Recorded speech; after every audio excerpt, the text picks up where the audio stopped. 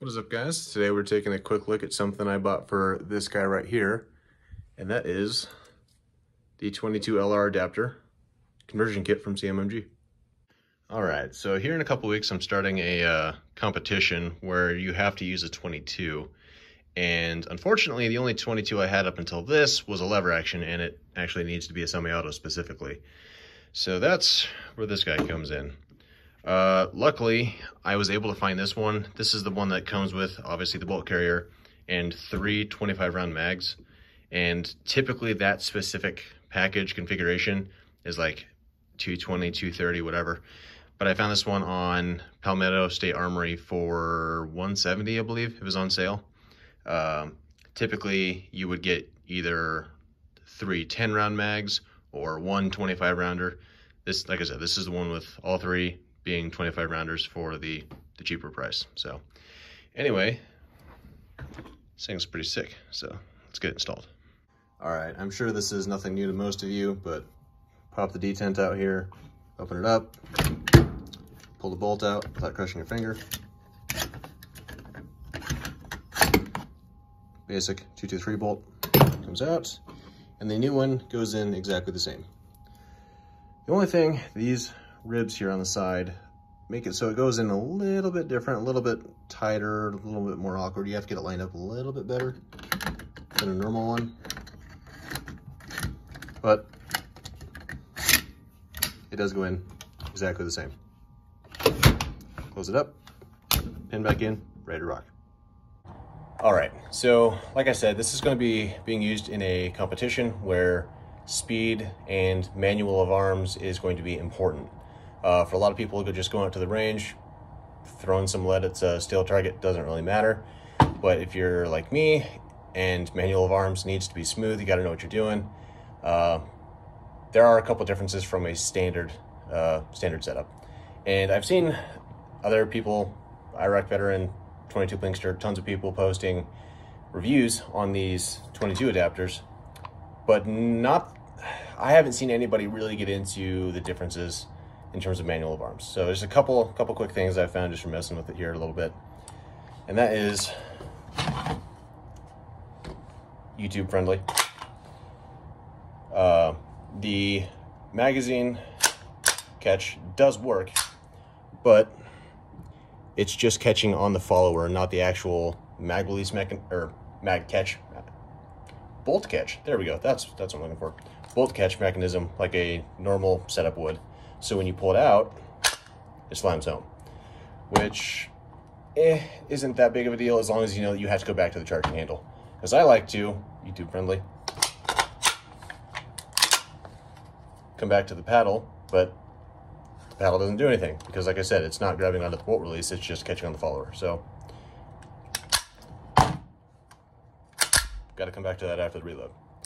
And that kind of brings me to my next point is it's not the full rack length that you're used to, where it comes back however far, whatever the hell. This one, it only comes back like inch and a half. It's a short little throw, and when you're used to just absolutely ripping it like I am, it feels a little weird. Not actually slow or not any worse, but just different. So anyway, a couple little nuances that I haven't heard anybody else go over yet, so I figured I'd throw those out there.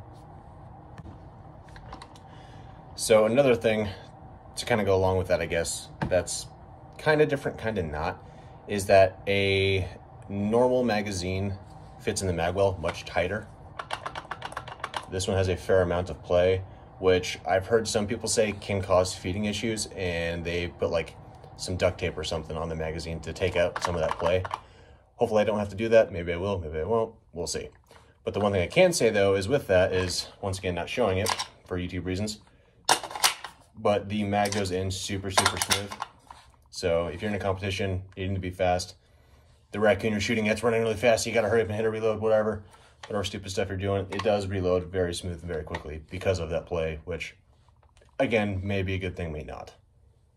Trying to load a magazine here for my next point, and it's honestly kind of hard to load these in a way. Like, the spring's not stiff by any means, but just the way it loads, you got to be like right on top of the previous cartridge, or else it just slides off to the side. It's kind of annoying. If you're off even a little bit, it just slides. But so it's a little awkward, but doable. All right, so I actually found out a little bit better way to load the magazines, so that's just me being stupid. As for feeding, some of the exact same type of bullet that I just kind of had laying around for like 2 years, haven't used them, whatever. I put some of those in the mag, one of the mags, and if I put more than like 5 or 6 in there, it wasn't wanting to chamber around. However, these new ones that I have are the exact same thing. For whatever reason, these are running just fine. No matter what I do, it always cycles when I just put one on the top. But when I fully load, it gets more tension on the spring. It was giving me some issues, like I said, with the other ones. But for whatever reason, these new ones working just fine. So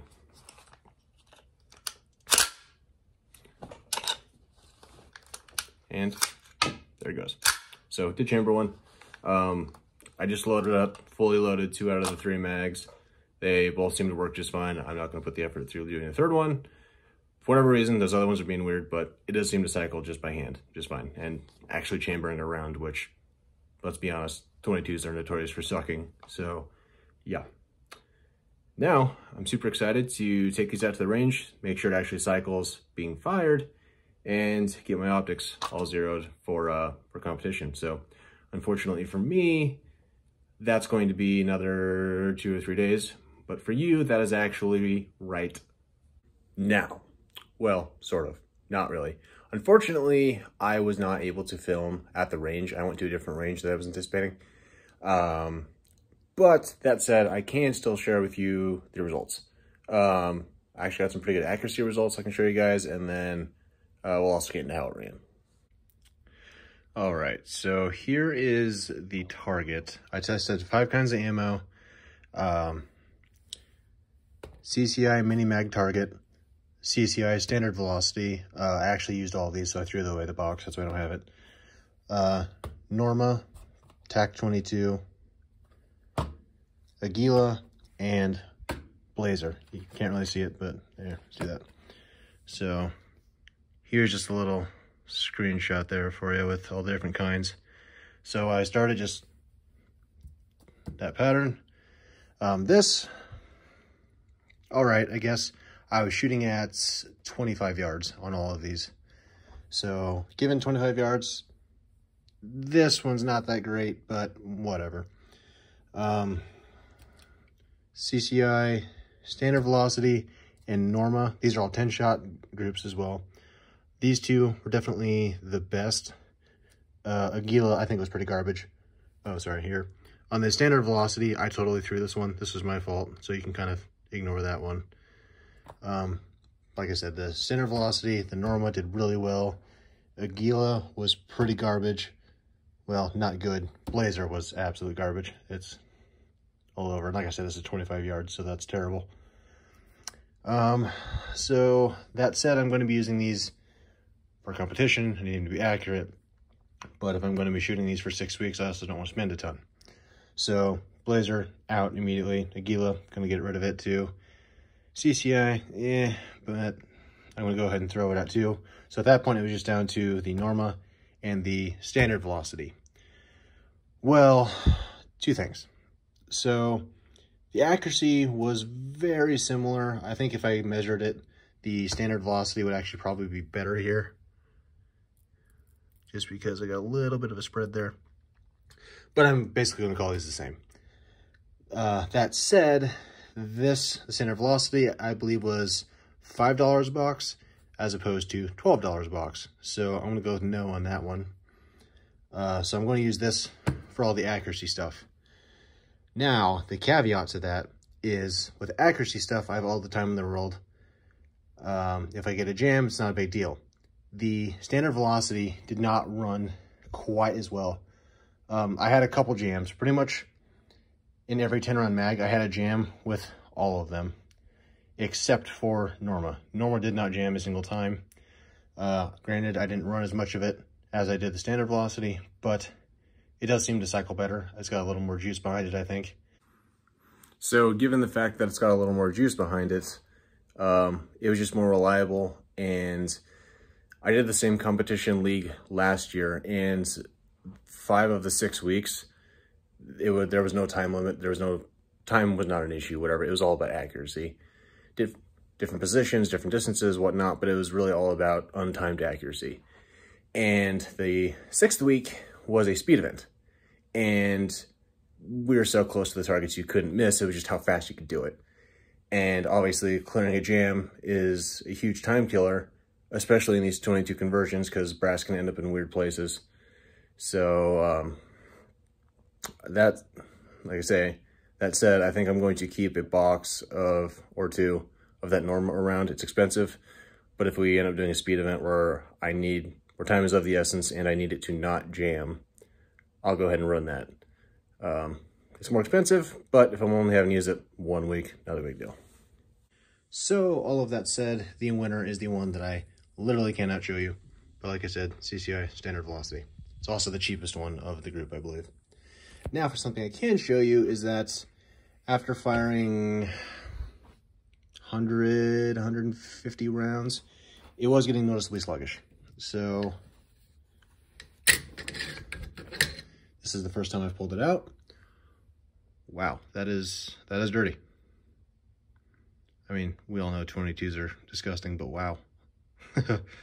Definitely gonna need cleaned. So there's a lot of gun tubers out there who, when they get a new gun in, they'll just take it to the range and run it, and they expect it to run. I'm not a big douche like that. I fully intended to oil this before I took it. Give it the best chance it could. My plans got weird, and I totally forgot to do it. I would have oiled it, like I said, but which probably would have helped. It was getting a little slow, a little sluggish. I could feel it cycling a little weird. As it got dirtier, it started to jam a little bit more frequently. Yeah, super dirty. So I'm probably not going to clean the barrel. My chocolate milk there. I am not going to clean the barrel, but I will 100% be cleaning this pretty much every time I shoot it, because holy shit. I think keeping a can of WD-40 on hand is going to help. Even if I don't have time to clean it, it'll help it limp on through. And like I said, remembering to oil it would definitely help before I go out there. So elaborating on the reliability a little bit, it was kind of weird because when I would put the magazines up to 10 for the accuracy testing, it usually failed either cycling from the first to the second round or the second to the third. They all sucked, aside from the Norma. They all sucked on the first couple of rounds, only loading them to 10, but they're 25 round mags. So it's like, wow, when I load these to 25, they're going to be absolute garbage.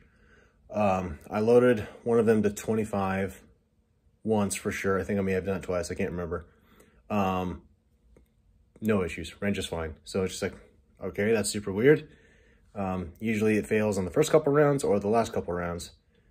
And when it's failing in the middle like that, I'm like, okay, I assume it can only get worse as I put more and more spring tension on it. And for whatever reason, it ran fine. So I don't know, it was weird. Like I said, it really wasn't so much of a certain point in the magazine.